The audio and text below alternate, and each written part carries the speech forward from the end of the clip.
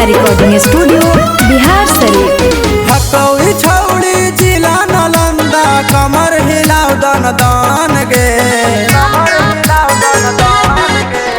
हकौड़ी छौड़ी जिला नालंदा कमर हिलाव दन दान गे।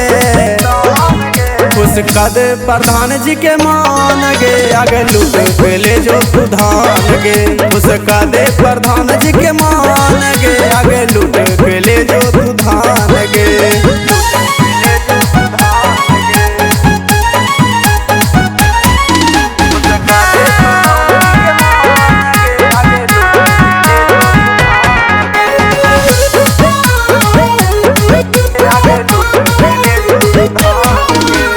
ले पन सौआ लहंगा उठा के कर ले प्रणाम गे।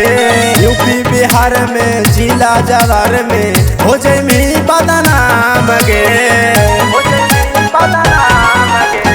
ले पन सौआ लहंगा उठा के कर ले प्रणाम गे।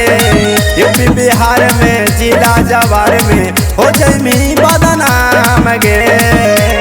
डर न करो से कुछो न कर दो जुटल है प्रशासन गे।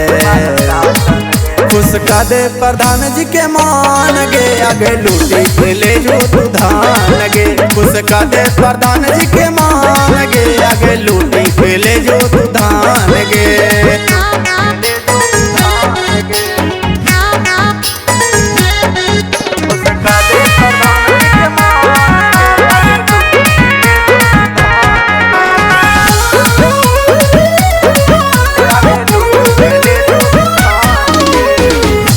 लागौ नवादा जिला के गोरखपुर के गाल गे। हरा के हौ होठवा गुलाबी कौन जिला के हिमाल गे। नैना लागौ नवादा जिला के गोरखपुर के गाल गे। हरा के हौ होठवा गुलाबी कौन जिला के हिमाल गे। मनु यादव धक विवेक रावानी छाती पर रख दऊ गान गे। खुश कदे प्रधान जी के मान गे आज लूटे पेले जो धान गे। खुश कदे प्रधान जी के मान गे आगे लूटी पेले जो धान।